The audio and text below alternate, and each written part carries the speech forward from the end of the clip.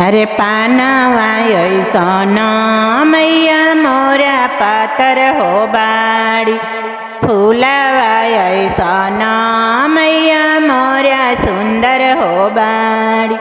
से हो मैया चलली पूर्वा हो देश, से हो मैया चलली पूर्वा हो देश। पूर्व के पहारू सूरुजा हो बाबा, रुसल देवी देहू न मानाई हो बाबा, रुसल दुर्गा देहू न मानाई हो बाबा।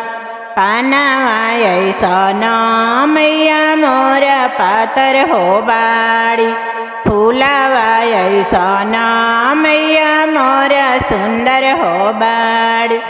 से हो मैया चलली पश्चिमा हो देश, से हो मैया चलली पश्चिमा हो देश। पश्चिमा के पहारू शिव शंकर हो बाबा, रुसल देवी देहू न मानाई हो बाबा, रुसल मैया देहू न मानाई हो बाबा।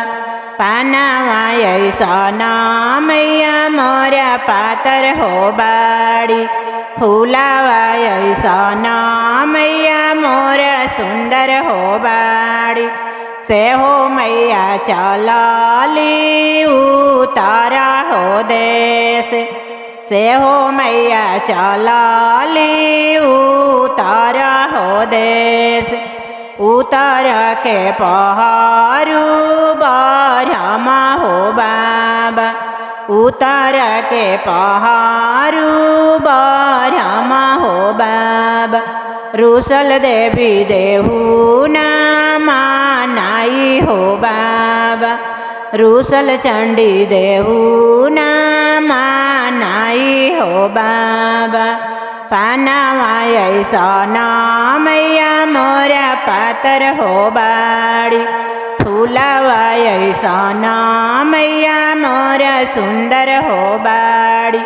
से हो मैया चलली दक्षिणा हो देश, से हो मैया चलली दक्षिणा हो देश।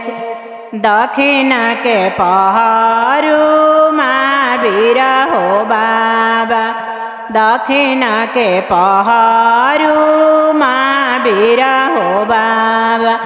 रुसल देवी देहू न मानाई हो बाबा, रुसल काली देहू न मानाई हो बाबा।